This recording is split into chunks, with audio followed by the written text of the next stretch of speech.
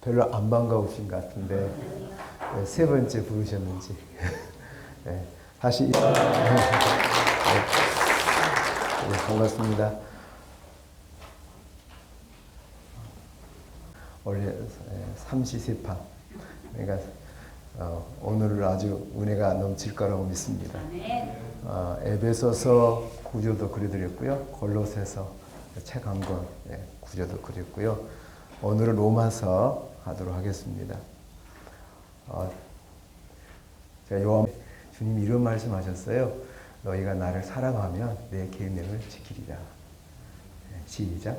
너희가 나를 사랑하면 내 계명을 지키리라. 사랑하면 그분의 말을 듣게 돼 있어요. 우리가 주님을 사랑하는 종들이 있기 때문에 우리가 정말 사랑하는 친구가 뭐냐면 사랑하는데 내 마음대로 사는 것은 사랑한 게 아니에요. 사랑하는 사람을 위해 사는 거예요. 사랑하는 분, 그분을 위해서 내가 사는 건데 그분의 말씀을 잘 경청하는 것부터 출발해야 하고요. 그 말씀을 잘 지켜 행하는 것이 그분을 정말 사랑하는 증거라고 봅니다. 그분의 계명은 어려운 게 아니고 무겁지도 않습니다. 그분이 나를 사랑한 것처럼 사랑하기를 원하시는 거예요. 그분이 나를 먼저 사랑하셨기 때문에 그게 계명이에요. 내가 너를 사랑한 것처럼 너도 그렇게 사랑하라. 이게 새 계명입니다. 아멘. 우리가 주님을 사랑하는 마음으로 오신 줄 압니다. 저도 주님 사랑하고요. 여러분도 주님 사랑하시죠? 아시죠? 네. 나를 많이 사랑한다 생각하시면 아멘을 봅시다. 네. 진짜 나는 주님을 사랑합니다. 주님의 사랑을 나는 압니다. 그래서 나는 주님을 사랑합니다. 고백하시는 분, 우리 한번 크게 아멘 합시다. 아멘. 정말 주님을 사랑한다면 주님의 말씀, 주의 계명을 지키는 자다. 사랑하면 그를 위해서 헌신하는 거예요. 부부도 마찬가지고. 부부도 마찬가지. 서로 사랑하는데 그러면 그분의 말에 귀를 기울이기 거기서 출발해야 돼요. 귀를 기울이지 않는 것은 진정한 사랑이 아닌 것 같아요. 오늘 로마서 구조도 그려드리겠습니다.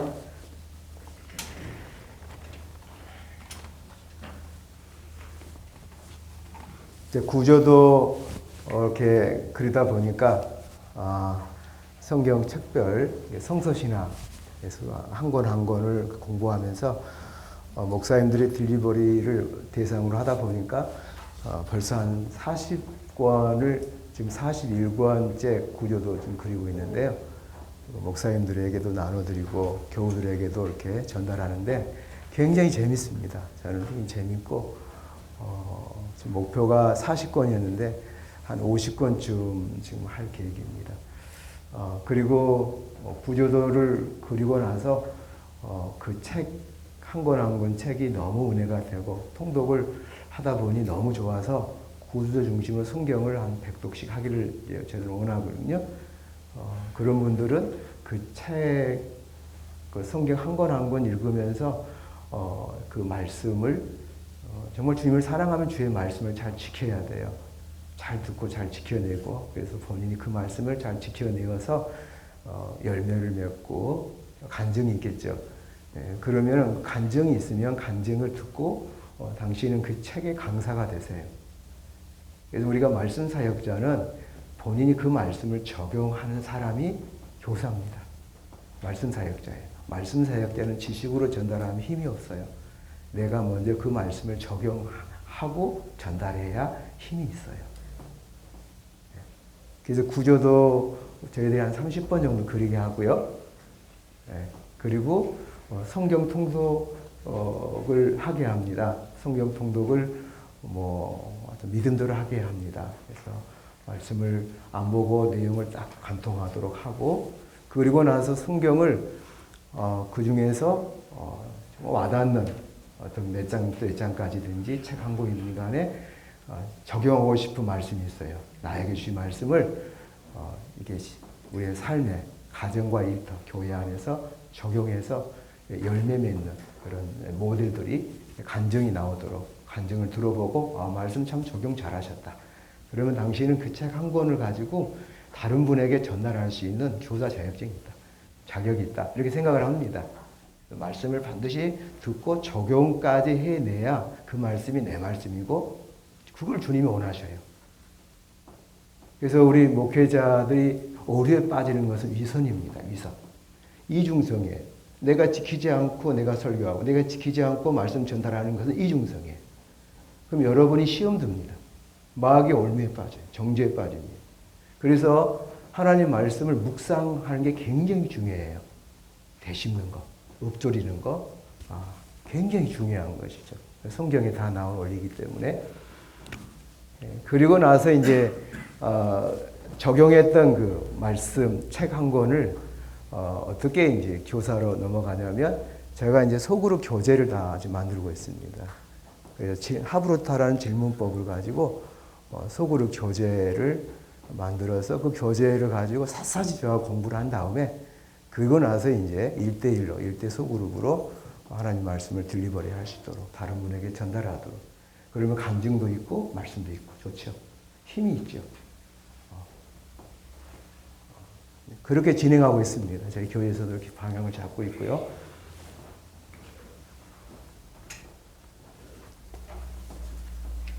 목사님들 앞에서 쓸 때마다 항상 느끼는 것은 떨림입니다. 한 15년 이렇게 사역했는데도 항상 떨리고 처음 한 것처럼 떨리고 제가 대인 공포증이 있는데 치유가 다 됐다고 생각했는데 익산에 오니까 다시 떨리네요. 그래서 선교지에 가서도 제가 부탁을 합니다.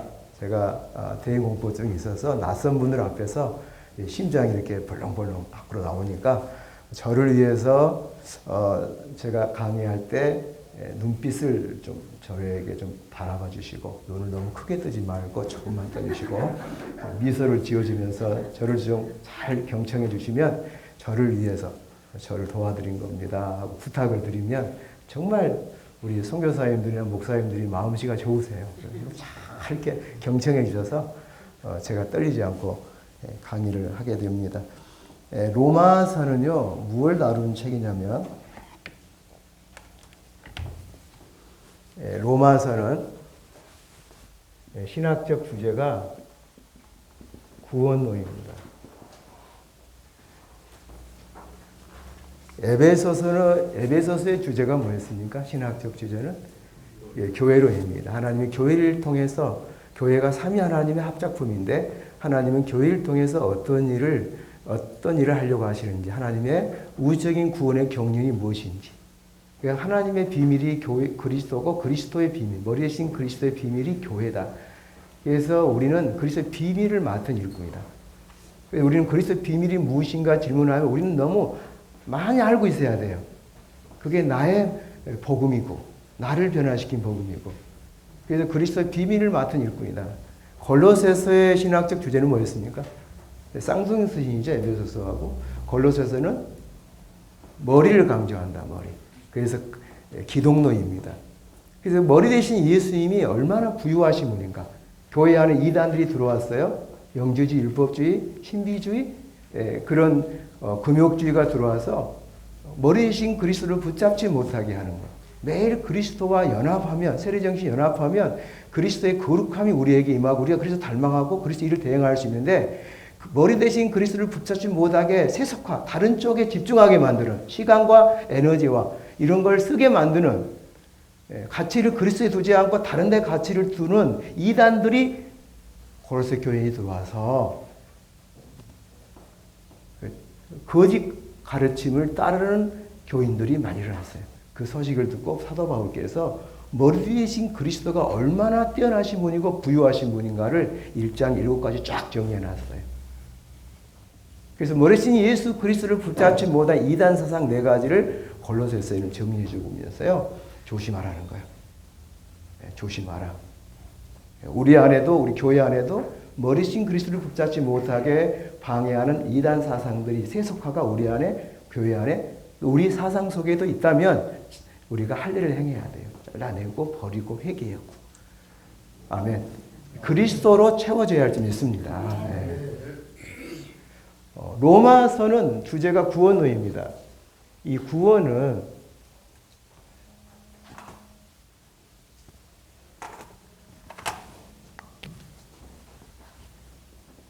시작이 있고 과정이 있고 완성이 있죠. 시작을 신학에서는 칭의라고 합니다. justification. 그리고 과정을 성화라고 그러죠. 그리고 완성을 영화라고 합니다. glorification.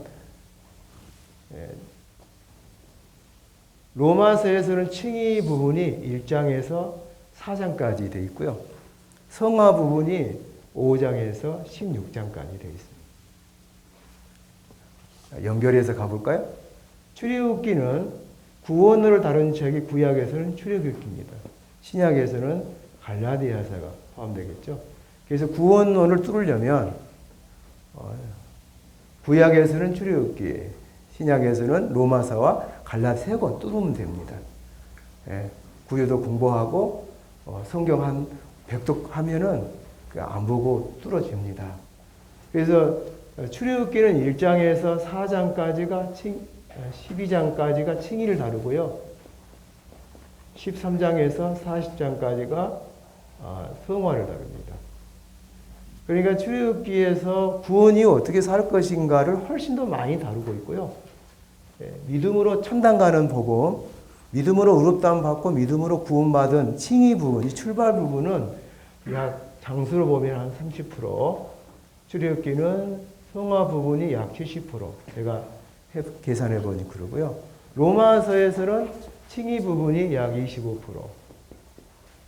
성화 부분이 약 75%. 그러니까 성경은 구원 이후 어떻게 살 것인가에 대한 많은 해답을 주고 있습니다. 구원 이후 목표, 골이 어디고 프로세스가 어떻게 하나님은 진행하고 계신 그 원리를 뚫어주는 책이 출애굽기고 로마서다. 그래서 우리 한국교회가 구원 부분은 굉장히 잘 되어 있습니다. 칭의 부분은 굉장히 잘 되어 있습니다. 사형리, 전도 폭발, 또 글 없는 책, 다리에와 굉장히 잘 되어 있죠. 선교단체 쪽에서 많이 만들었고 교회에 적용하고 있습니다. 근데 칭의 부분, 그래서 예수 믿는 사람이 몇 명인가에 대한 관심이 많은데 구원 이후 어떻게 살 것인가, 하나님의 계획이 무엇이, 목표, 골이 어디고 프로세스가 어떻게 진행되고 나는 어디까지 하나님 인도하셨고 어떻게 인도하실 건가를 성경은 더 많이 강조하고 있다는 거예요. 책으로 보니까 보이는 거죠. 그래서 우리 교회 안에 목회의 우리 대상은 다 칭의 이후 믿는, 예수 믿는 사람들의 모임이 교회니까 교인들이 구원 이후의 삶을 살고 있는데 구원 이후에 그들의 고민이 뭐고 또 하나님이 우리 성도들이나 목사님들이나 구원 이후에 어디로 이끌려가, 목표가 어딘지, 그리고 프로세스를 어떻게 진행하고 계신지 그 원리가 출애굽기나 로마서나 갈라디아서가 뚫어주고 있는데 우리가 먼저 그 길을 걸어야 동생들을 도와줄 수 있어요. 그래서 목사는 영적으로 성도들을 말씀으로 성화 프로세스를 진단할 수 있는 힘이 있어야 돼. 예수 믿는 사람 몇 명이냐? 그것까지는 우리가 아는데 그거 자랑하는데 구원 이후의 삶에서 무너지는 분들이 많고 갈등이 많아요. 그래서 오늘 로마서 짧은 시간이지만 성화 부분을 주로 많이 다루도록 하겠습니다. 성화 프로세스에 대한 우리가 그 사고 방식이 상당히 갖춰 있지 않다는 걸 봅니다. 대화해 보면은 예를 들면 불교인이나 다른 종교인들은 이 성화 프로세스에서 마음의 영역이라든지 이런 부분들에 대한 지식이 굉장히 많습니다. 그런데 우리는 칭의 부분, 죄인이 어떻게 회개하고 이렇게 구원받을 수 있는가, 하나님 앞에 설 수 있는가, 이 부분에 대해서는 강점이 기독교가 많은데 구원 이후에 대한 성경은 비중이 이렇게 많이 있는데도 불구하고 우리는 구원 이후에 우리 목사님이나 장로님이나 평신도들 가운데 번이 안 된 분이 많아요. 너무너무 번이 안 된 분이 많아요. 믿는 수는 많은데 번이 안 된 이유는 구원 이후 성화 프로세스가 정확하게 정리가 안 돼서 그래요. 네. 16절, 17절 잡았습니다. 16절, 17절. 안 읽어도 되겠죠? 넘어가겠습니다. 내가 복음을 부끄러워하지 아니한다. 자, 그럼 로마서. 로마서는 칠판이 2개 있으면 제가 미리 부탁할 건데 16장까지 있어서 좀 글을 좀 많이 써야 할 것 같습니다. 이렇게 이 정도 해야 1장에서 4장은 칭의입니다. 5장에서 16장은 성화를 다룹니다. 5장에서 16장까지 중에서도 5장에서 8장까지는 제가 이제 내면 성화, 저는 개인적으로 이제 개인 성화, 우리 내면의 성화를 다루고 있는 내용입니다. 9장에서 11장까지는 이스라엘의 구원 문제를 사도 바울이 기도하면서 탄식하면서 응답을 받습니다. 하나님의 섭리, 주권 부분, 그리고 이스라엘의 구원 부분. 그래서 이스라엘을 하나님 버리신 게 아니라 남은 자를 하나님이 구원하신다. 그래서 세 번째는 12장에서 16장까지는 관계 성화를 다루고 있습니다. 공동체 성화.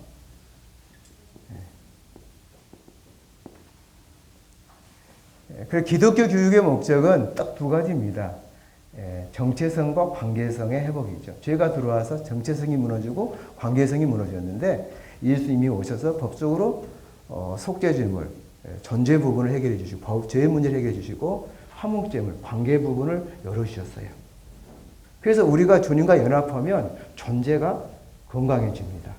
정체성, 하나님 자녀로서의 의식이 분명해지고요. 그리고 주님을 닮아가게 되고 인격의 성화가 이루어지고요. 그 다음에 관계 부분이 열어집니다. 그래서 하나님 관계가 좋아지면 관계하는 법을 배우는 책이 레이기입니다.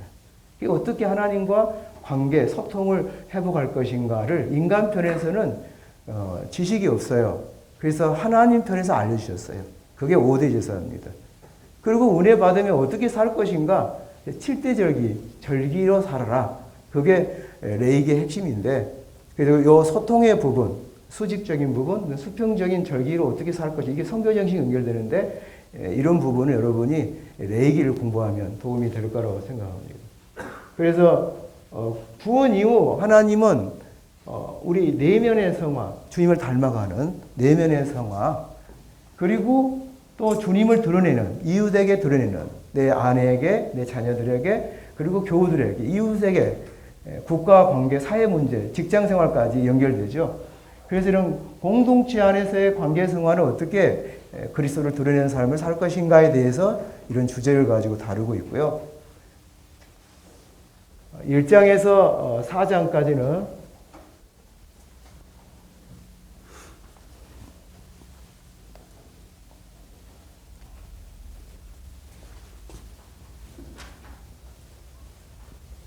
크게 세 파트로 구분할 수 있겠습니다. 1장 1절에서 17절까지, 1장 18절에서 3장 20절까지, 3장 21절부터 4장 25절까지, 4장까지. 1장 1절에서 17절까지는 뭘 다루고 있냐면요. 키워드가 2가지인데요. 복음이란 무엇인가, 이 주제를 다루고 있습니다. 1장 3장 20절까지는 복음이 필요한 사람이 누군가,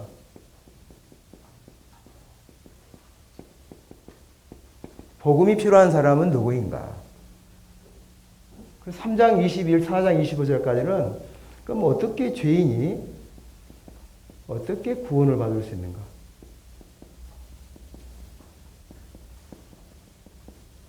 이 주제를 다루고 있다고 합니다. 여기까지가 칭의 부분입니다.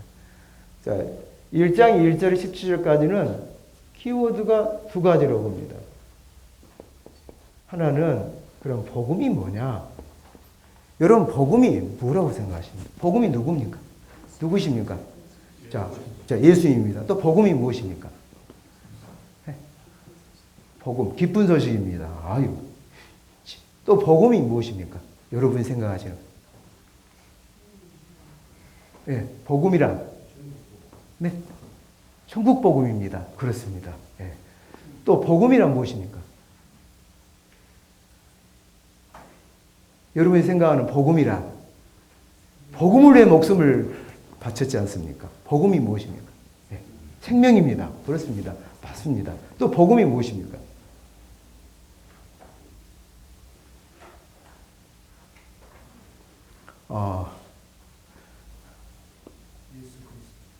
예수 그리스도가 복음입니다. 그렇습니다. 진리는요, 입에 마음이 있는 게 입으로 나온다. 마태복음 15장에 말씀이 있는데요. 예수님 말씀인데, 입으로 말하지 않은 것은 내 것이 아니라는 걸 아셔야 합니다. 듣고 나서, 그거 내 거 아닙니다. 예, 마음이 새겨지는 진리가 입으로 나오는 거예요. 그래서 여러분이 그 일방적인 교육 방법보다 질문 대답 교육 방법이 하브루트가 굉장히 좋습니다. 메타 인지가 한 80% 이상 되니까요. 강의는 5% 남고요. 질문 대답하면서 남는 메타 인지가 한 80%는 되니까요. 교육 방법이 우리 한국 교회가 일방적인 교육 방법에서 쌍방통행 교육 방법, 질문과 대답을 통한 교육 방법이 굉장히 효과가 있다고 생각을 하고요. 어느 신학교에서 이런 질문을 했어요. 신학생들에게 복음이 무엇입니까? 라고 질문을 했어요. 했더니 저요 하면서 예수님입니다. 저요 구뉴스입니다. 저요 예수 그리스도십니다. 저요 하나님 나라의 복음입니다.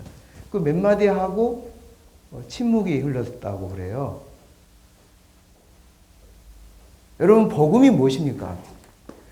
그래서 우리가 이제 복음에 대해서만 12강을 공부합니다. 복음에 대해서만. 우리가 복음에 대해서 풍성해야 한다고 생각해요. 복음 때문에 나를 쓸 수 있어야 돼. 밤새도록 이야기해야 돼. 울면서. 복음의 내용이 알아야 돼. 복음의 내용. 자, 복음의 내용이 뭐냐? 그래서 복음은 정리해 볼까요? 여기서 로마서 1장에서 나온 정도만 정리해 보겠습니다. 복음은 예수님이시다. 동의하시죠? 네. 그럼 예수님이 왜 복음입니까? 예수님이 하신 일이 복음이에요. 예수님이 어떤 일을 하셨어요? 온 일을 위해서 하신 일이 무엇입니까? 그게 우리에게 복음입니다. 예수님이 온 일을 위해 하신 일이 십자가에서 하신 일이 무엇입니까? 그래서 예수님이 하신 일을 그분의 이름 안에 있습니다. 핵심 구절이 마태복음 16장 16절 베드로의 신앙 고백에서 나옵니다. 예수님이 매우 기뻐하셨습니다. 그 고백을 듣고 바요나 시몬아 이를 알게 한 이는 하늘에 계신 아버지시다. 그래서 복음이라는 것은 예수님의 이름 안에 있습니다.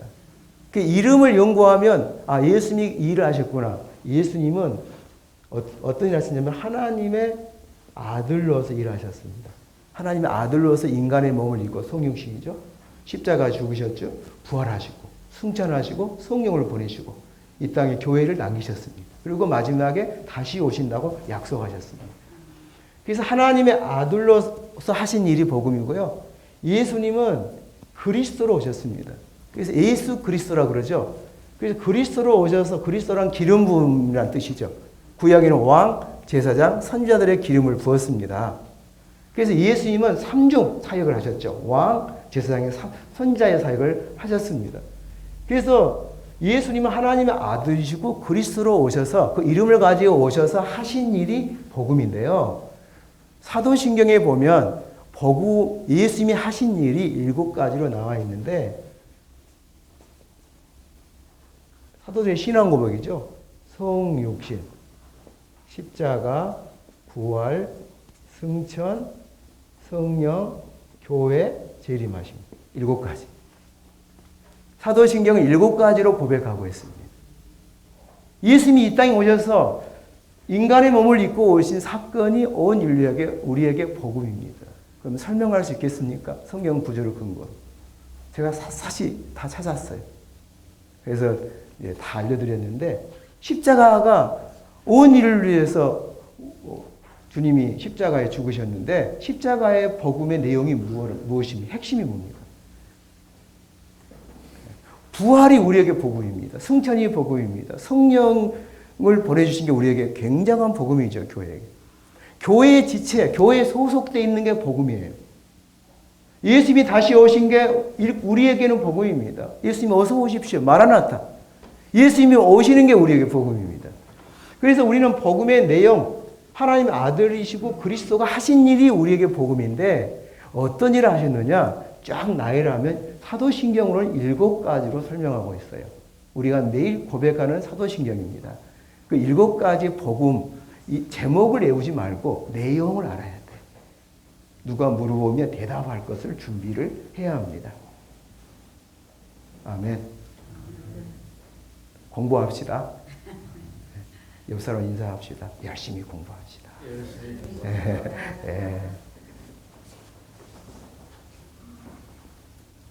그래서 사도 바울은 이 복음을 로마 교회에 전하고 싶었습니다.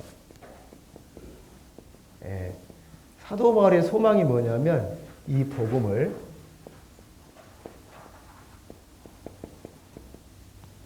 로마 교회에 전달하고 싶었어요. 딜리버리하고 싶었습니다. 내가 로마의 교회에 가서 이 복음을 전하고 싶다. 사도 바울이 전하는 복음은 칭의의 복음만이 아니었어요. 성화의 복음까지 다 포함한 복음이에요.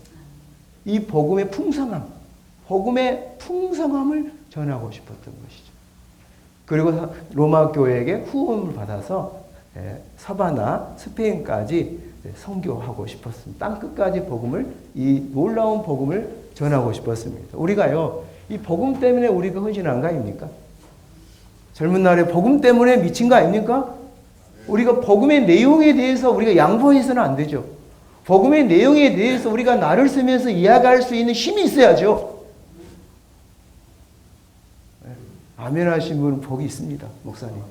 진짜입니다.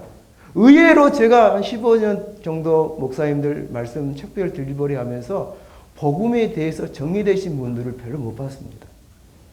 칭의 부분은 전도, 복발, 사형리, 다례와 이건 다 외우신 분이 많습니다. 그러나 복음이 하나님의 아들이시고 그리스도신데 그분이 하신 일이 어떤 일을 하셨어요? 한번 설명해 주세요. 사도신경으로 말하면 7가지를 한번 정리해서 말씀해 주세요 하면 너무 막히십니다. 너무너무 막히세요. 그래서 우리끼리 이야기지만 죄송하지만 저도 몰랐고 그분도 몰랐어요. 공부해야 합니다. 성경에 다 이미 증언해 있기 때문에 그렇습니다. 1장 18절에서 3장 20절까지는 뭘 다루냐면 복음이 그런 필요한 사람이 누구인가? 제가 이제 구조도는 항상 스토리텔링식으로 항상 진행하기 때문에 성경이 너무 어렵다 하신 분들에게 성경이 너무 쉽네요. 구조도를 한번 이렇게 들어보니까 성경이 꼭 이야기처럼 전체 맥이 있네요. 그렇습니다. 각 본마다 신학적인 주제가 있죠. 하나님이 하고자 하는 메시지가 있었습니다. 복음이 필요한 사람은 첫째, 1장 18, 3장 20절 말씀 보면은 이방인입니다. 두 번째는 유대인입니다. 이방인이 그래서 모두가 하나님의 심판 아래에 있습니다. 이유는 죄인이기 때문에 이방인도 죄를 지었고 유대인도 죄를 지었습니다. 이방인의 죄는 성경에서 뭐라고 말하냐면 첫째가 우상숭배입니다. 두 번째가 성적인 음행입니다. 이 두 가지입니다. 예언서를 보면서 하나님이 이스라엘 백성을 BC 586년도에 남유다가 바벨론에게 멸망할 때 그들이 멸망한 이유는 우상 숭배와 영적 간음입니다. 간음. 그래서 이방인들의 죄는 뭐냐면 하나님 만든 피조물을 하나님으로 대치한 거예요. 하나님이 만든 피조물을 하나님으로 섬긴 거예요. 이걸 우리는 이제 학문적으로 범신론이라고 그래요. 범신론. 기독교는 만유 재신론은 기독교 사상입니다. 모든 만물에는 하나님의 기운이 있다. 생명에는 하나님의 기운이 있다. 그러나 모든 만물은 하나님 만든 피조물로 보죠. 그래서 만물을 우리는 섬기지 않습니다. 그건 섬기는 게 우상인 거예요. 만물을 보고 조각하는 거, 잘하는 거, 이거 하나님이 굉장히 가증히 여기는 것이죠. 그리고 우상을 섬기다 보니, 하나님을 섬기지 않고 우상을 피조물을 섬기다 보니 내면에 만족이 없습니다. 그래서 자꾸 욕심을 부리고 탐욕을 합니다. 그래서 성적인 것도 오버합니다. 영리를 씁니다. 그래서 동성애가 나오고 수관이 나오고 이렇게 나가는 거, 자극적인 것을 원하게 돼 있어요. 여러분이 하나님 관계가 좋고 행복하면 부부 관계 자극적인 걸 원하지 않습니다. 그냥 서로 사랑합니다. 평범하지만 비범함이 있는 것입니다. 아멘 하신 분 복 있어요. 3장 21, 4장 25절까지는 뭘 다루냐면요. 그러면 죄인이 어떻게 구원을 받을 수 있는가? 키워드는 이것이죠. 로마서에서 쓰고 사용하는 단어가, 특별한 단어가 있는데요. 그 단어는 하나님의 의라는 단어죠. 그리고 반대로 보면 반대편에서 인간의 의입니다. 이 두 가지가 계속 충돌하며 갑니다. 로마서를 여러분이 이해할 때 하나님의 의와 인간의 의가 계속 충돌한다는 걸 아시고요. 무슨 아시겠죠? 그러면서 복음을 설명합니다. 자, 다 유대인의 잘못은 뭐냐면 이선입니다. 이선. 율법을 맡았습니다. 하나님의 말씀을 맡은 선민입니다. 그런데 그들은 하나님의 말씀을 맡은 선민이요 이방인의 스승이라고 자부하지만 그들은 도둑질도 하고 성전에 물고 넘치고 그들은 간음도 하고 탐욕을 벌이기도 합니다. 하나님 말씀을 지키지 않은 것이죠. 이중성입니다. 이중성을 하나님이 싫어합니다. 그래서 마태복음 23장에 바리새인 서기관들의 죄, 그들의 특징 8가지를 설명하면서 화했을진자, 이렇게 7화를 말씀하죠. 그 7화의 핵심 이중성입니다. 위선입니다. 하나님 말씀을 받고 본인은 살지 않고 본인은 지키지 않으면서 어긋나게 하면서 범죄하면서 다른 사람들에게 선생이라고 칭함받기를 좋아하는 위선자들입니다. 이 위선자들을 주님이 굉장히 싫어하십니다. 진노하시고 화가 있을진저 그랬습니다. 이거 어찌 이걸 감당하겠어요?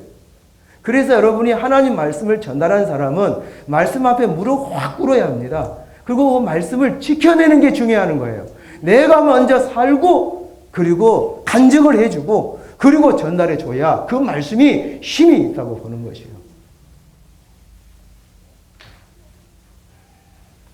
동의할 수 있겠습니까? 네, 고맙습니다. 이제부터 말씀 앞에 무릎 꿇고요.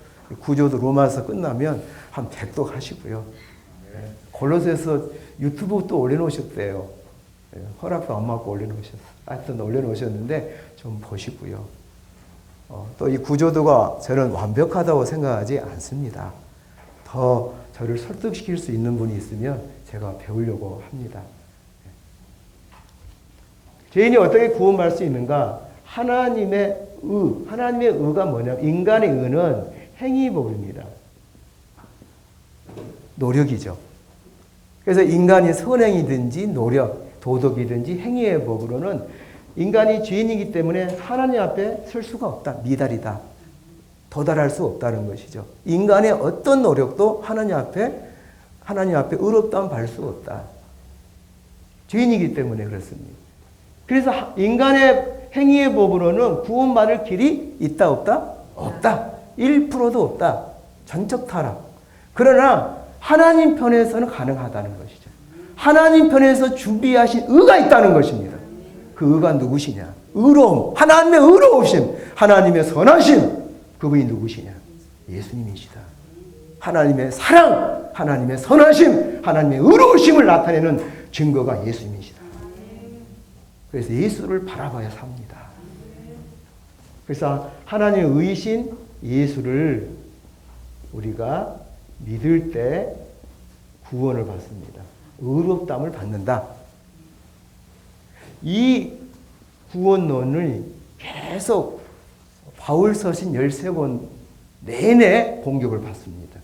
사도 바울이 1차 선교 여행 다녀와서 안디옥 교회 선교 보고 하는데요. 벌써 안디옥 교회 안에 이런 이단 사상이 들어왔습니다. 하나님의 의신 예수 믿지만 부족하다. 그래서 할례를 행해야 구원을 받는다. 예루살렘 출신들이 올라와서 기독교인들입니다. 그들이 안디옥 교회를 흔들었습니다. 큰 논쟁이 벌어서 예루살렘 교회 사도들에게 가서 그래서 대표가 예루살렘에 가서 예루살렘 공의회 사도행 15장이 이렇게 회의가 시작돼서 베드로 사도가 발언하고 야고보 사도가 결론 내려서 주 예수의 은혜로 예수의 은혜 하나님 의신 예수 그리스도의 은혜를 믿음으로 구원을 받는다라고 도장을 땅땅땅 결론을 내렸습니다. 그러나 회의로 사람이 변화가 안 됩니다. 그 이후에 이들이 말은 못하지만 계속해서 교회 침투에 들어가서 갈라디아 교회 많은 사도 바울을 통해서 세웠던 그런 많은 교회에 들어가서 예수 그리스도로는 부족하다.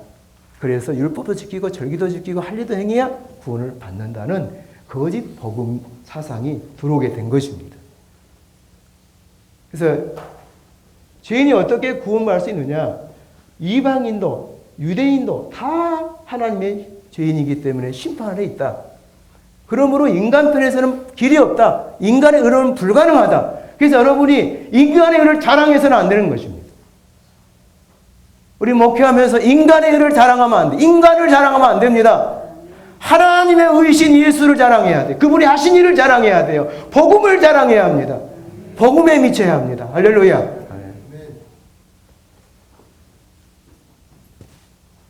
그래서 4장은 이 믿음의 그 사례, 실제를 말씀하는데요. 두 분 말씀하죠.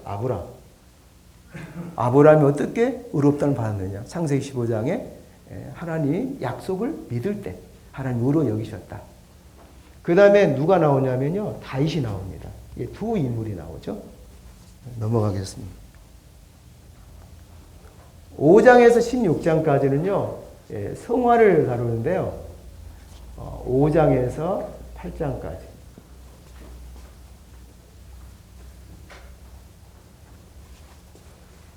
9장에서 11장.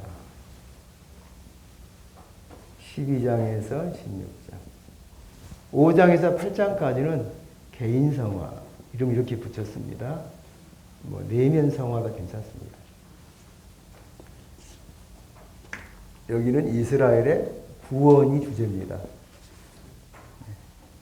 그리고 12, 16장은 관계성화입니다. 공동체 성화. 은혜, 내가 먼저 변화돼야 돼요. 하나님 관계에서 믿음을 가지고 이제 하나님과 연합하고 그래서 내가 내면이 변화되고 하나님 관심은 여러분 개인입니다. 그리고 우리는 개인에게 끝나면 안 돼요. 관계로 흘러가야 합니다. 그래서 제일 먼저 구속사의 방향이 어디냐면 내가 은혜 받으면 관계성화 누구에게 흘러가야 하느냐. 에베소 5장 22절에 보면 부부관계를 말씀해요. 그 다음에 부모-자녀 관계, 노사관계, 영적 전쟁을 치러야 하고 목자와 양관계, 목사와 담임목 성도 관계. 이게 영적 전쟁의 한복판입니다. 그래서 구속사의 방향이 은혜 받으면 1순위가 어디로 가야 하냐면 부부관계입니다. 부부관계. 현장에 있어서 이 부부관계로 구속사 방향이 흘러가지 않은 분들은 아마 은퇴할 연세쯤 되면 굉장히 땅을 치고 후회할 것이에요. 방향이 잘못 잡았어요. 틀린 건 아니었습니다. 그러나 방향을 잘못 잡아서 방향이 틀려서 나중에 보니 아니에요. 잘못한 건 아닌데 아닌 거야. 그리고 그 대가를 먹습니다. 반드시 은혜 받으면 우리 목사님, 남자 목사님들은 은혜 받으면 1순위가 아내에게 올라가죠. 흘러가야 돼. 저도 몰랐습니다. 모르고 목회했습니다. 무지가치입니다. 구원 이유는요. 지식이 필요해요. 하나님에 대한 지식. 구원 이유는 지식이 필요해요. 창세기 3장에 인간이 죄를 지어서 아담과 하와가 죄를 지어서 죄의 파탄이 일어났는데 결과 7가지가 일어났어요. 창세기를 3장 공부하면 7가지 파탄이 보입니다. 성경에 영적인 파탄, 시각적 파탄, 눈이 어두워버려요. 그리고 심리적 파탄, 두려움과 수치심에 감정이 올라옵니다. 관계적 파탄, 변명하고 투사합니다. 그 다음 환경 조건에 가시덤불이 재정의 문제가 생깁니다. 그리고 영성의 파탄, 흙으로 끝나요. 하늘의 소망 없이 흙으로 이 땅만 봅니다. 그 다음에 마지막은 에덴동 쫓겨납니다. 상속권의 파탄입니다. 통치권의 파탄을 얻어요. 그런데 예수님이 오셔서 그 죄 문제를 다 해결해 주셨어요. 그리고 하나님 관계를 열어놨어요. 이제는 이 땅에 7가지 영역이 주님의 말씀을 배워서 적용해서 다 회복해야 돼요. 풍성한 삶을 살고 나누며 살고 이 복음을 전해줘야 돼요. 할렐루야. 그래서 구원 이유는 지식이 굉장히 중요합니다. 베드로전서 3장 7절 말씀에 남편들아 지식을 따라 아내와 동거하라 그런 말씀이 있어요. 우리가 구원 이후 하나님과 연합, 매일 하나님과 동행하는 삶을 살려면요, 매일 기도하시죠. 여러분 기도하시죠. 근데 하나님과 소통하시죠. 대화하시죠. 부부도 대화하죠. 대화하다가 대화 단절한 분도 있을 거예요. 대화를 하려고 해요. 행복하게 살려고 대화를 시작하다가 대화하면 상처받고 대화가 안 되고 그래서 아예 대화 단절한 분도 있고요. 각자 사역한 분도 있어요. 굉장한 불행한 일이죠. 왜 그러냐면요. 성경에 답이 있는데 못 본 거예요. 레위기를 꼭 공부하셔야 돼요. 소통하는 법. 인간 편에서는 죄를 지어서 무지가 왔어요. 그래서 하나님이 뭘 좋아하고 싫어하는지를 인간 편에서 몰라요. 그래서 하나님 편에 다 알려주셨어요. 그래서 66권 성경에 답이 다 있어요. 그래서 하나님이 뭘 좋아하고 싫어하는지를 알고 지식을 알고 내가 포커싱하면 하나님의 감동을 받아요. 향기로운 제물이에요. 근데 내가 당신 사랑한다고 하는데 내 방법으로 하면 상대가의 고통이 가중될 뿐이에요. 제가 결혼했는데 제 아내 생일이었어요. 그래서 제가 신대원 장신대 다닐 때 우리 반에 40살 된 서울대 출신 권사님이 계셨어요. 우리가 굉장히 존경하고 좋아했어요. 젊은 전사 때 40살 된 권사님이 서울대 출신 권사님이 함께 공부한다는 것이 굉장히 자랑스러웠어요. 근데 그분이 제가 결혼한다 하니까 저에게 코칭을 해줬어요. 아내에게 매일 3번씩 사랑해 기대고 하래요. 그러면 행복할 거라고. 그래서 제가요, 제 아내 기대고 여보 사랑해 했어요. 그랬더니 아내가 화를 확 내는 거예요. 그러면서 여보 청소나 해줘 그런 거예요. 그래서 충격받았어요. 코칭 잘못 받았죠. 어느 날 또 생일이었어요. 아내 생일날 전 꽃을 좋아하니까 꽃을 이렇게 사서 아내에게 선물로 줬어요. 아내가 그걸 딱 받는 순간에 하는 말이 감동이 없는 거예요. 꽃보다 화분이 낫고 화분보다 돈이 낫는데 왜 이 꽃을 사가지고 왔느냐고 책망받았어요. 저는 늘 사랑하기 때문에 열심을 냈는데 내 의로 행위의 법 열심히 냈는데 아내는 반응이 좋지 않았어요. 저 굉장히 충격받았어요. 갑자기 혼란이 오는 거죠. 사랑의 표현에 문제가 생긴 거예요. 나는 사랑해서 내 방법으로 했는데 상대는 행복하지 않은 거였어요. 제가 우리 교우들 중에 이런 분이 있죠. 제가 성역 공부할 때는 이런 레이기라든지 성경을 가르치면서 이 소통의 법을 알려드리죠. 성경에서 이 대화법. 그래서 여러분이 저를 통해서 하나님 저를 통해서 하나님의 말씀이 흘러가고 은혜가 흘러가서 여러분이 은혜를 받고 변화가 일어났어요. 하나님도 하신 일 있죠. 그러나 목사를 통해서 사람을 통해 주로 하시니까 그래서 은혜 받고 대접하고 싶을 때 있잖아요. 감사 표현하고 싶을 때. 그게 당연한 일이지. 당연한 거죠. 그럴 때 어떤 집에 갔더니 목사님 은혜 받았다고 대접하고 싶다고 갔더니 어떤 음식을 드셔봤는데 그분은 너무 그 음식을 좋아해요. 근데 저는 그거 먹으면 설사 주룩주룩 비가 내리시 설사를 해요. 그러면 그 다음에 또 신방 가야 하는데 얼마나 힘들겠어요. 바로 화장실 들어가고 말도 못하고. 그래서 제가 서역 근무 시간에 막 정보를 줬어요. 내가 어떤 음식을 먹으면 어떤 음식을 먹으면 설사한다고. 그쪽에서는 지식이 없으니까 내 쪽에서 지식을 공유했어요. 아무리 공유를 해도 자기가 좋아하는 걸 또 대접하는 거예요. 저는 그분의 집에 가고 싶을까요? 안 가고 싶을까요? 안 가고 싶지요. 불편하겠죠. 굉장히 불편하죠. 또 그걸 먹어야 한다 생각하니까. 여러분, 소통이라는 것은 지식을 따라 소통해야 돼요. 사자와 소 이야기 아신가요? 들어보셨어요? 와, 사자와 소가 서로 사랑했답니다. 그런데 1년 동안 서로 사랑해서 사자는 소를 너무너무 사랑해서 제일 좋은 고기를 소에게 1년 동안 주었대요. 소는 사랑하는 사람이 준 최고 부위 고기를 1년 동안 소화 안 되겠죠? 먹었대요. 너무너무 고통스러웠지만 참았대요. 소는요, 사자를 너무너무 사랑해서 사자가 좋아하는 걸 주지 않고 모르고 자기가 좋아하는 최고의 풀만 1년 동안 사자에게 주었대요. 서로 사랑하는 사람이 주기 때문에 말도 못하고 1년 동안 먹었대요. 얼마나 힘들었겠어요. 몸에 지장이 왔겠죠. 둘은 생각했대요. 사랑은 고통인가 봐. 그리고 헤어졌대요. 예, 대부분 이렇게 헤어집니다. 이혼합니다. 왜 이런 일이 일어날까요? 만약에 사자가 소를 정말 사랑한다면 사랑하는 사람의 말을 들어야죠.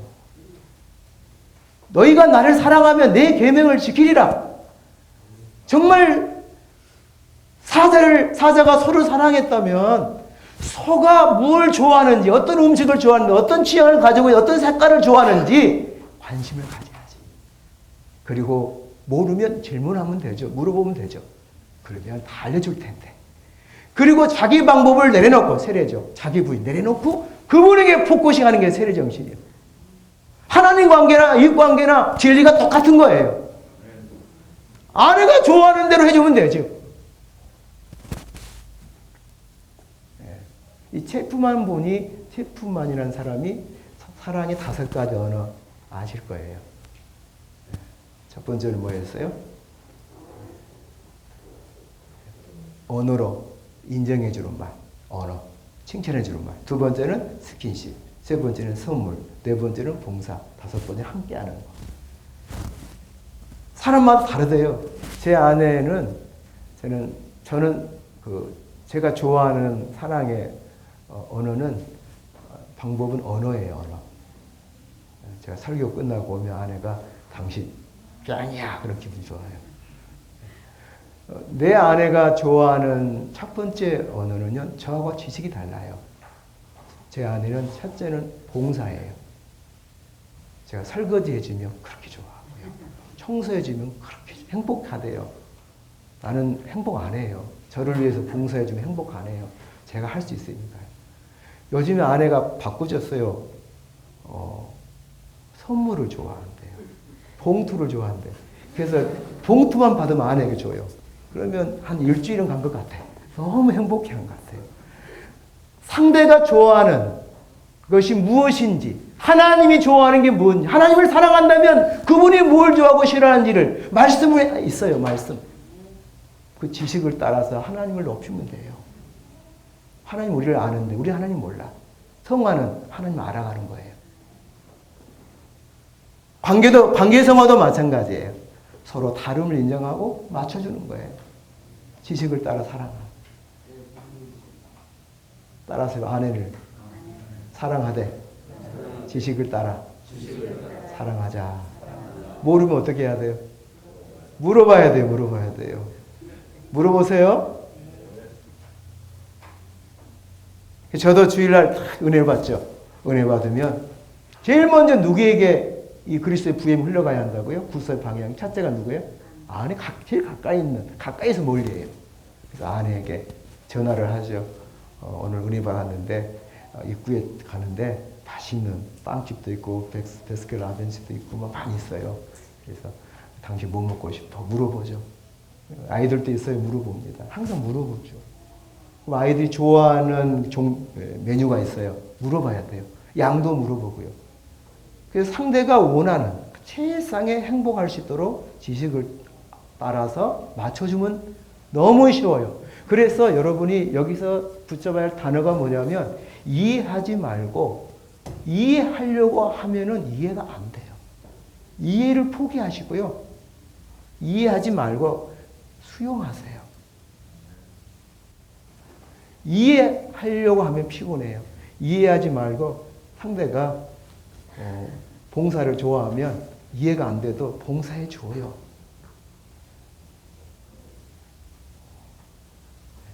상대가 선물을 좋아하면 선물을 해 줘요. 그게 관계성화의 진리예요. 진리가 어렵지 않죠? 실천이 어려워요. 자기를 비워야 하니까요.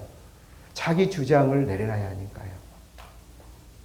그래서 세례는 하나님에게 포커싱하는 겁니다. 당신이 내 인생의 주인입니다. 주인을 바꾸는 거예요. 그러려면 나를 비워야 돼요. 부부관계도요. 세례, 결혼식이 세례입니다. 그럼 결혼 이후, 세례 이후 어떻게 살 거냐?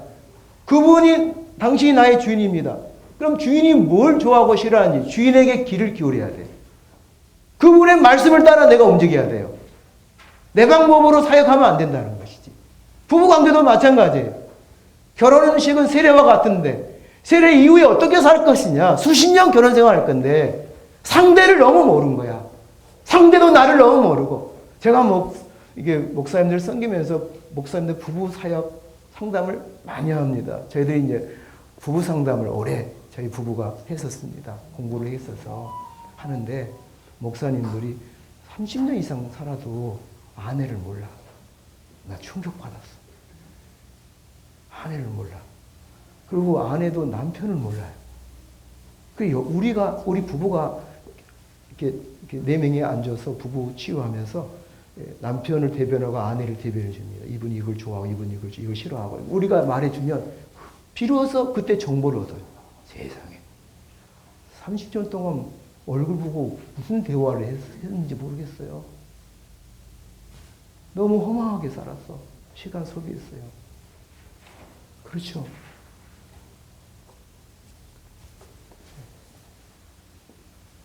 그래서 구원 이후에는 뭐가 중요하다? 지식이 중요하다. 그래서 개인 성화도 지식이 중요하고요. 관계 성화도 지식이 중요해요. 진리를 따라가셔야 합니다. 5장에서 8장까지를 보면요.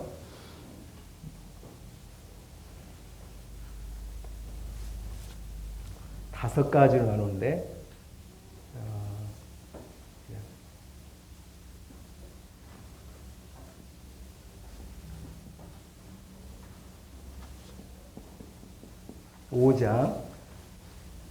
5장은 어떤 내용이냐면요. 구원받은 자의 특권입니다.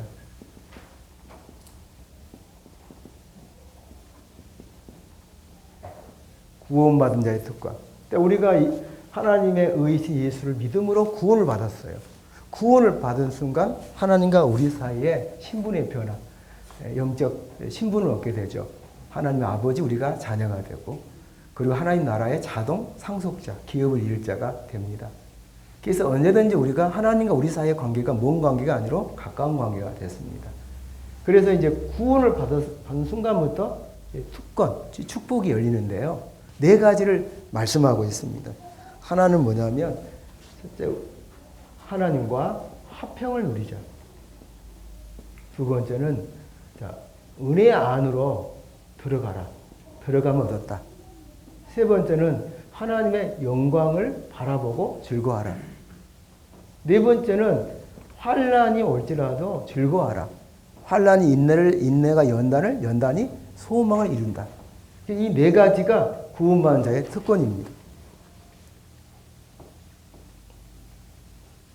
그리고 5장에 보면 이런 하나님과 이렇게 구원받은 자의 특권을 누리면, 매일매일 누리면 어떤 일이 일어나냐면 우리 안에 이런 일이 일어나는 거죠.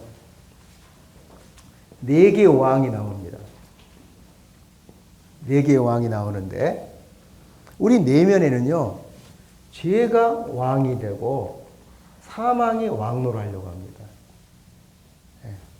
그리고 은혜가 왕노하고 생명이 왕노합니다. 네 개의 왕이 나오는데 이 죄와 사망은 아담이 대표성이고 은혜와 생명은 예수 그리스도부터 왔습니다. 그 우리 안에 예수님을 영접한 순간 우리 안에 두 개의 법이 있어요. 예수 그리스도 오셨죠? 중심이 오셨습니다. 그러나 여전히 우리는 죄의 습관이 남아 있습니다. 그래서 죄와 사망이 여전히 남아 있습니다. 그래서 죄와 사망과 은혜와 생명 이 네 가지가 왕노로 하려고 할 때 예수 그리스도를 모시고 그분 왕이신 그분하고 매일매일 네 가지의 특권을 누리는 사람들에게는 예수 그리스도의 은혜가 훨씬 더 풍성해집니다. 내 안에 은혜 풍성해지면 은혜가 죄의 법보다 강합니다. 아멘. 그래서 죄를 이기는 거예요. 죄의 세력이 아무리 강해도 예수 그리스도 안에 은혜의 법이 더 강하면 죄의 법을 이끌고 은혜 떨어지면 시험 듭니다. 누구나. 장사가 없어요. 그리고 예수 그리스도 안에는 생명이 있는데 생명의 능력이 더 강하면 사망보다 훨씬 생명이 셉니다.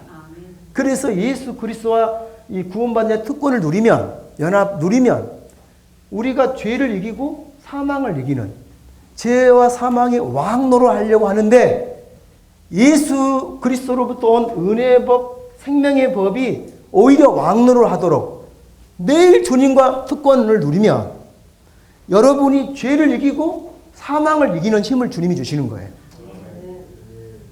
그래서 결국은 마지막 결론은 뭐냐면 5장에서 결론은 우리가 왕노를 하라는 거예요. 할렐루야. 아멘. 얼마나 많은 분들이 내면 세계에서 죄가 왕노를 하고 죄의 습관, 사망의 왕노를 하면서 합니까? 그래서 얼마나 고통스러웠습니까? 이 5장은 특권을 누리면 이런 내가 왕노를 하게 된다. 개인 성화에서 결론입니다. 그래서 5장을 이제 펼쳐보겠습니다. 6장 1절에서 몇 절까지냐면 14절까지. 6장 15절부터 23절까지.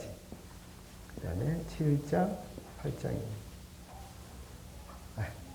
6장 1절에서 14절까지는 제목이 뭐냐면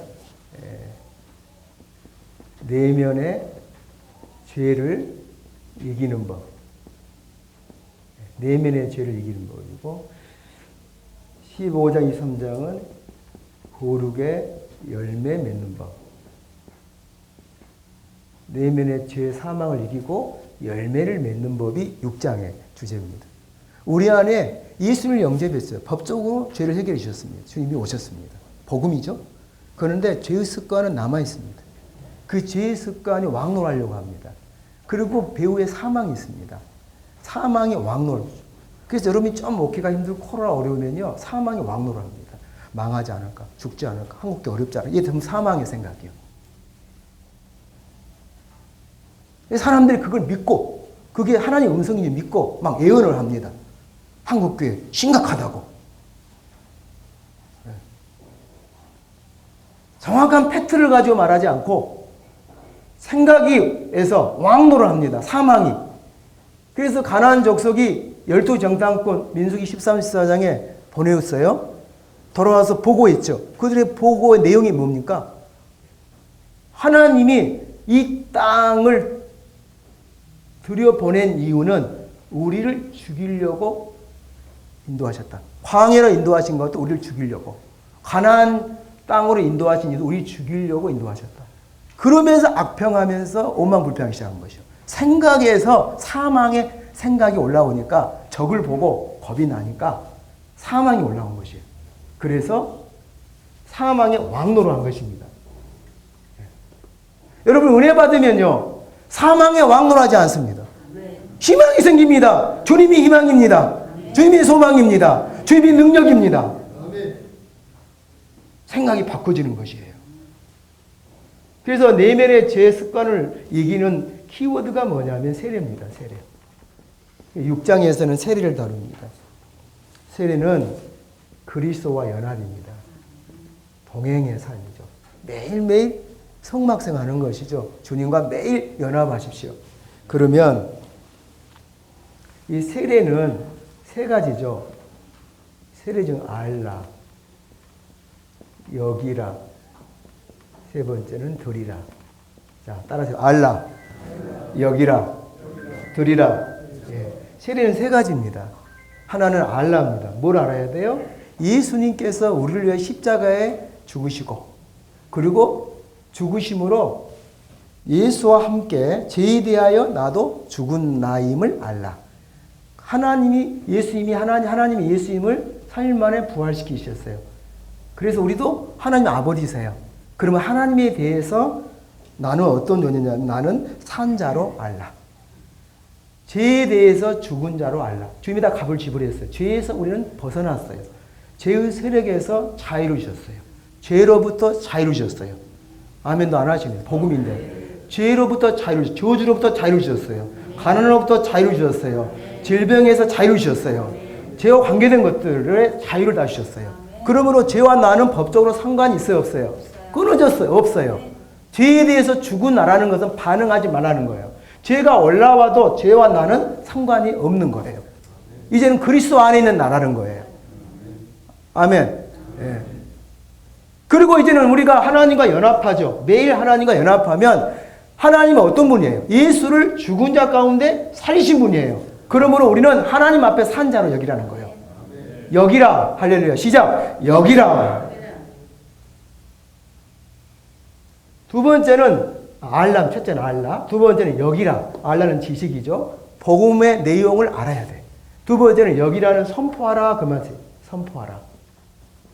입으로 막 선포하셔야 돼요. 세 번째는 그러면 우리 지체를 누구에게 드려야 합니까?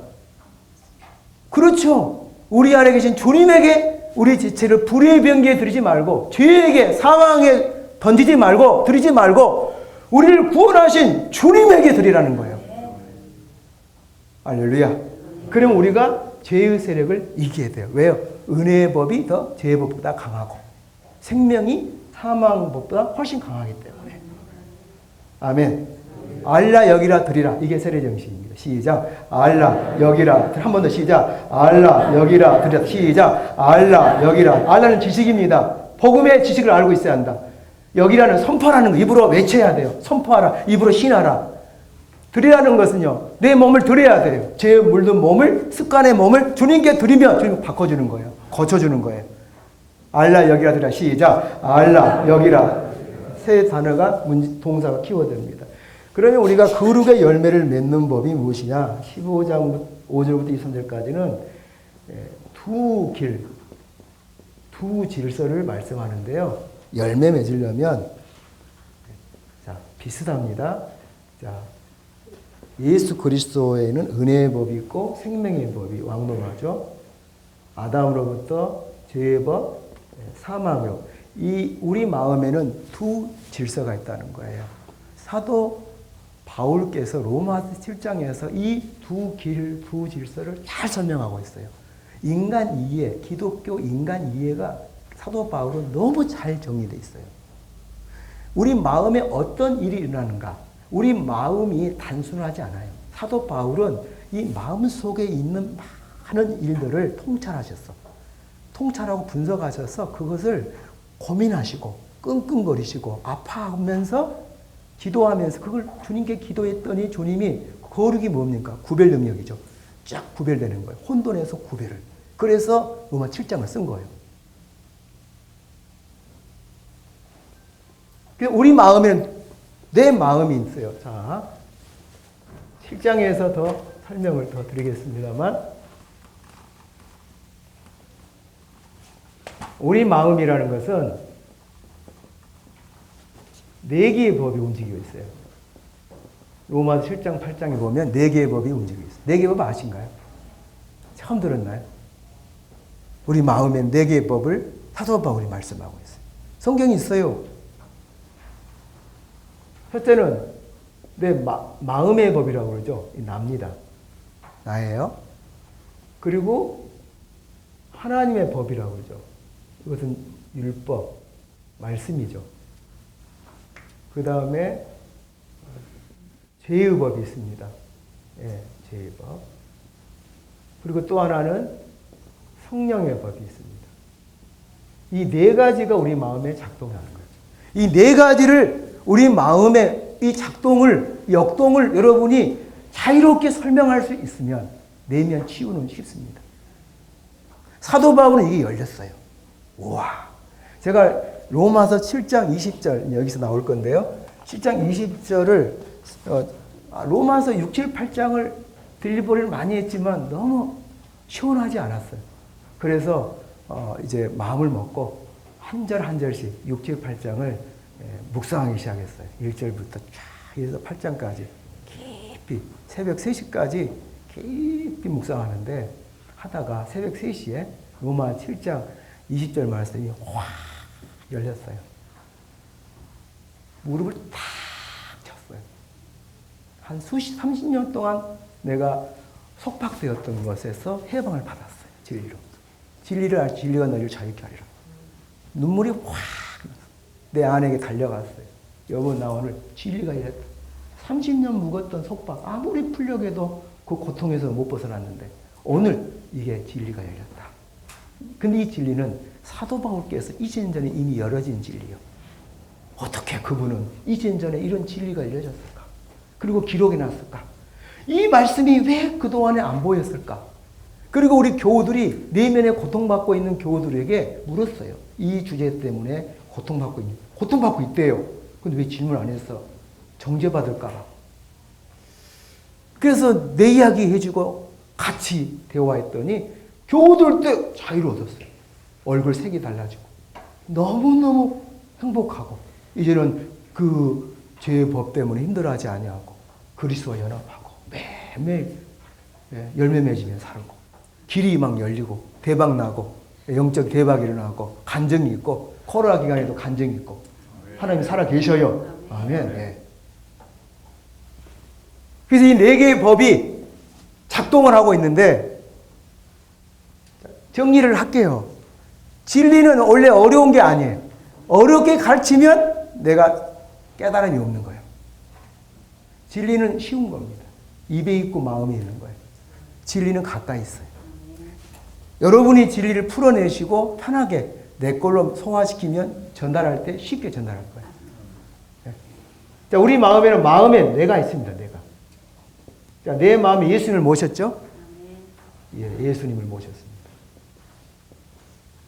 그래서 우리 마음에 여러분이 예수를 믿고 나서 여러분 마음의 소원이 뭡니까? 원하는 게 뭡니까? 그렇죠. 주님 닮고 싶죠. 그래서 말씀대로 살기를 원하시죠. 여기서부터 동의를 막 해가야 돼요. 네. 아니면 아니라고 해주시고요. 네. 뭐 지금 회의하는 건 아니지만. 네. 여러분 마음속에 하나님 말씀대로 살기를 원하신가요? 원트가 있죠?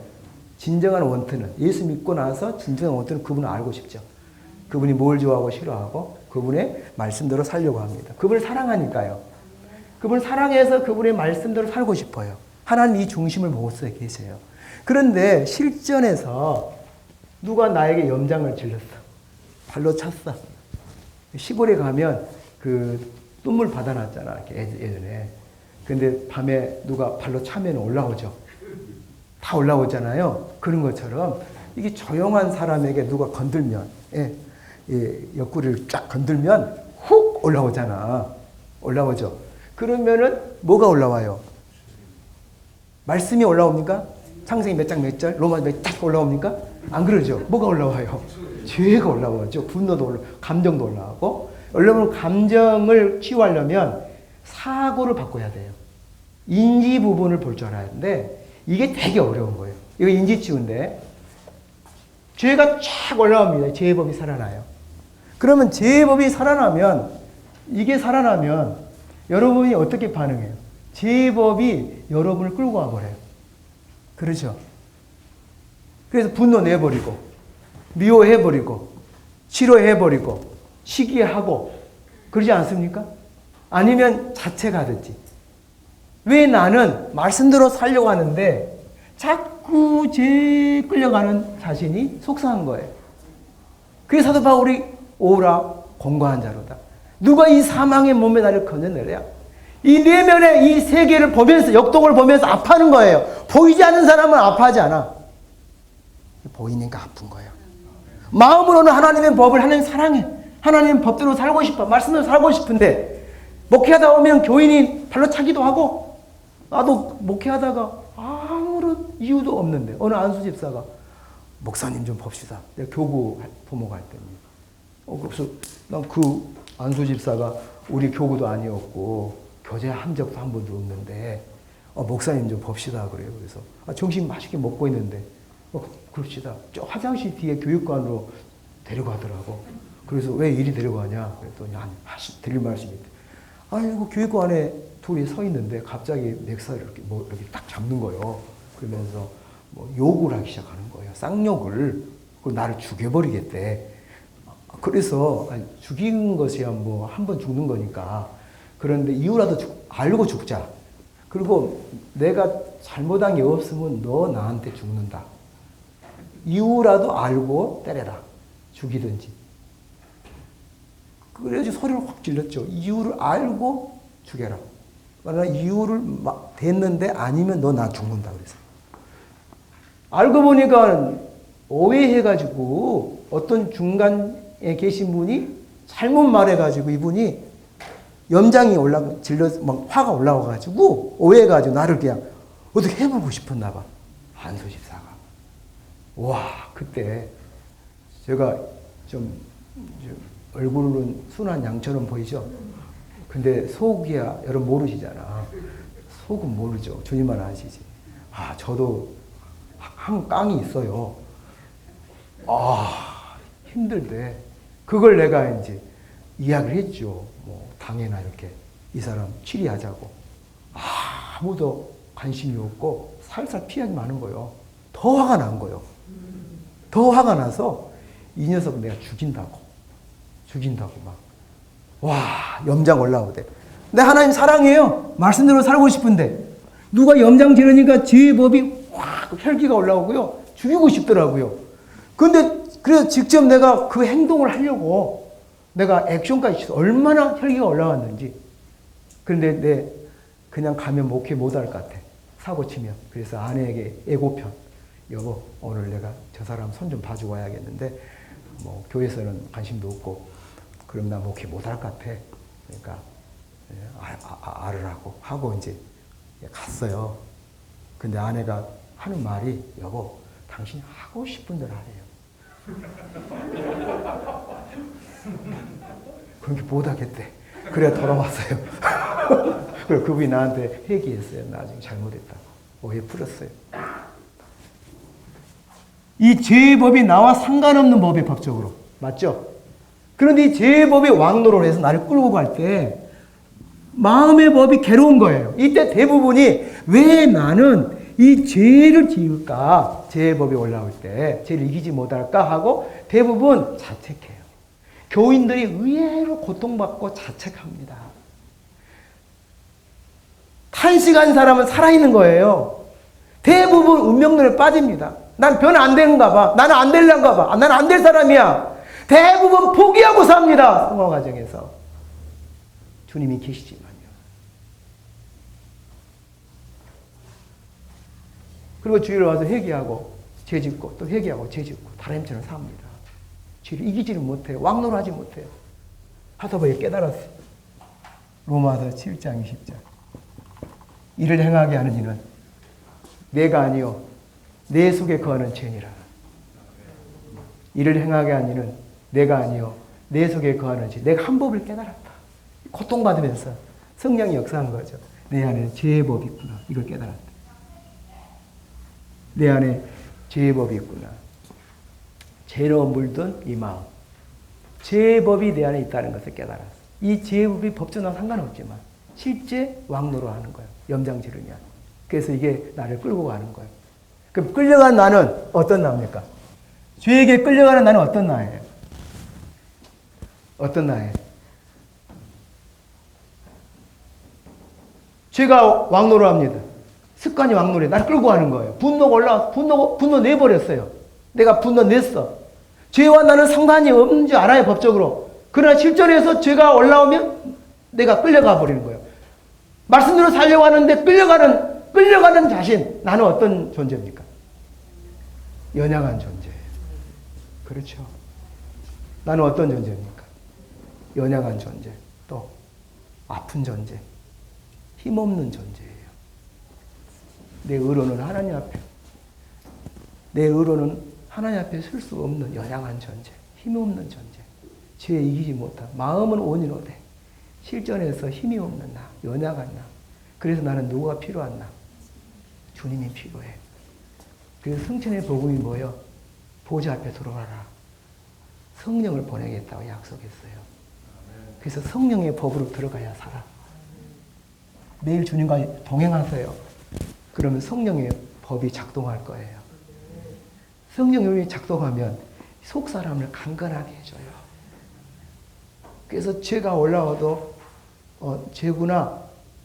너 죄구나. 주님이 나 값을 지불했는데 내 안에 죄 습관이 있구나. 너 찬스야. 너 때문에 내가 기도할 거고.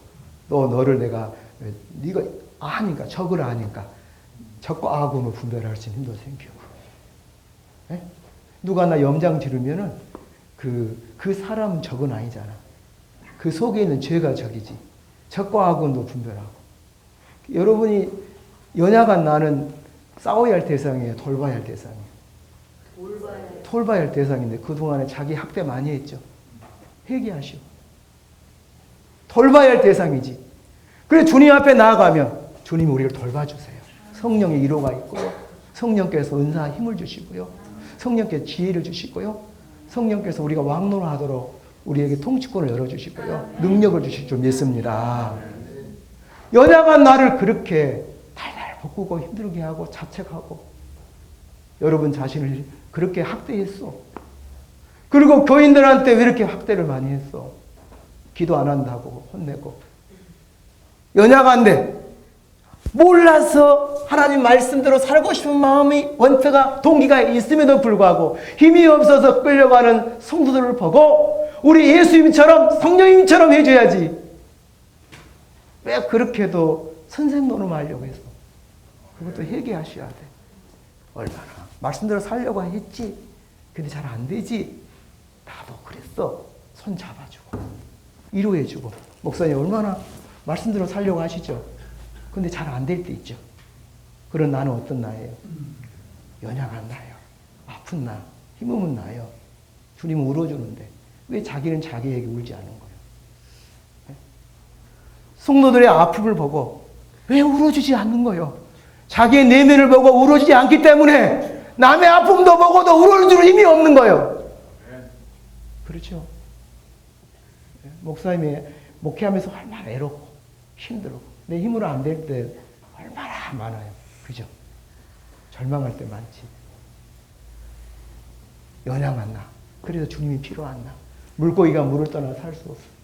우리는 주님 없이 떠나 살 수 없어. 그래서 주님과 매일 연합이 결심이 세례예요. 세례. 매일 주님과 연합해서 주님 제가 이렇게 연약해요. 오늘도 끌려갔네. 마음을 보시는 주님 제 마음 받으세요. 그러나 저는 이렇게 연약해. 분별을 못하고 끌려가. 주님 제가 분별을 능력 주세요. 제 습관 이런 거 분별 능력을 주시고 또 제가 보여도 두려워하지 않고 멈출 수 있는 그대로 볼 수 있는 평상심, 평정심을 주시고 그리고 내가 노할 수 있는 힘도 주시고 할례 행할 수 있는 잘라볼 수 있는 힘도 주시고 그리고 주님 앞에 깊이 들어가 오랫동안 머물 수 있는 기도 힘도 주시라고. 여러분이 연약한 나를 좀 품어주고 사랑해주면 안 돼요? 그게 목양인데 목양의 출발은 여러분 자신이요. 여러분 자신부터 목양하셔야 돼. 그리고 우리의 남편이나 아내들이 우리의 목사님들이 목회하려고 말씀대로 살려고 얼마나 주님 사랑하니까 말씀대로 살려고 얼마나 말씀 읽고 노력해. 그런데 누가 염장 지르고 환경이 힘들고 하면은 광야가 지속되면 누구나 장사가 없어. 그러면 한계를 느껴. 연약함을 느껴. 그럴 때 큰 교회 목사 비교하지 말고 왜 자기 목사를 그렇게 열등감에 더 빠지게 하면 죄를 범합니까? 자기 목사님 마음을 보지도 모르고 왜 목사님이 기도 안 하냐고. 기도하고 싶고 말씀대로 살고 싶은데 연약해서 끌려가는 내 남편의 그 아픔의 단식의 소리를 들을 줄 알아야지. 그 소리가 안 들리니. 그러니까 교리적으로 대할 수밖에. 그러니 이로가 안 되니 부부관계가 되겠어요? 저녁에 잠자리가 되겠냐고. 안 되지. 오늘부터 해봐요. 자기 자신의 내면의 소리를 들으시고 연약한 나를 좀 품어줘. 목사님, 사모님들 한번 해봐요. 가슴에 손 모아봐요. 자기를 좀 품어줘요. 자기 이름을 넣어봐요.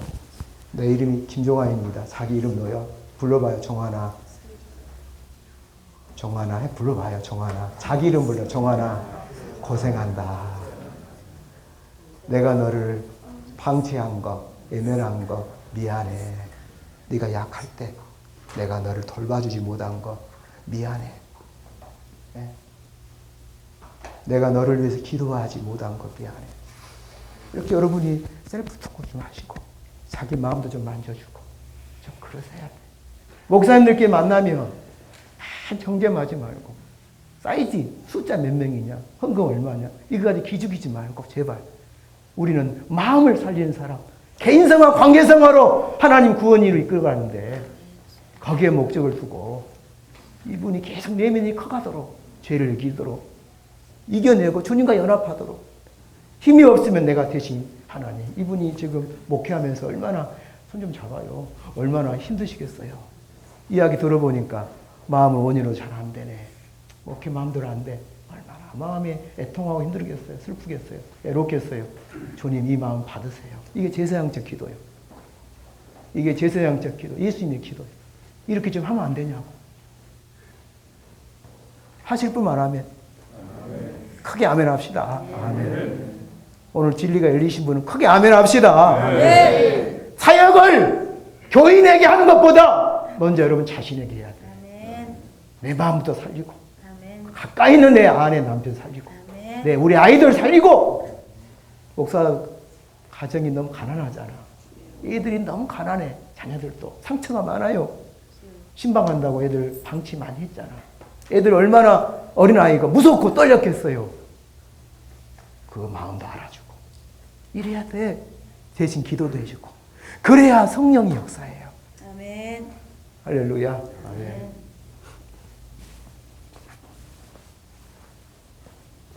여기를 빨리 5분 안에 끝내겠습니다.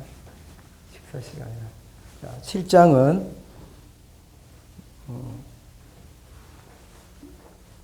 율법의 정죄를 이기는 법. 정죄를 이기는 법입니다. 그래서 여기서 다 말씀드렸습니다. 자, 여러분이 말씀이 많이 알수록 계속 죄의 법이 살아납니다. 그 죄가 살아나요. 말씀대로 살려고 할수록 죄의 법이 살아나요. 비례적으로. 그래서 내가 괴로운 거예요. 사이에 끼어서. 말씀대로 살지도 못하고 죄는 살아나고 죽겠어요. 이게 내면의 탄식인 거예요. 그런 나는 어떤 나? 빨리 대답하세요. 그럼 나는 어떤 나? 연약한 나. 연약한 나는 누가 필요한 나? 주님이 필요한 나예요. 그건 내 의로 나가지 말고 주님의 의신 예수 그리스도 이름으로 하나님 앞에 나아가셔서 길이 열렸으니 보좌 앞에 그래서 5장을 누리셔야 돼요. 5가지 4가지 특권을 누리셔야 돼요. 구원받는 특권을 누리시면 우리가 왕노를 하게 될 줄 믿습니다, 여러분. 그래서 목회하는 거지. 8장은 제목이 뭐냐면 육신의 소욕을 이기는 법. 육신의 소욕을 이기는 법입니다. 그래서 8장에서는 성령으로 몸의 행실을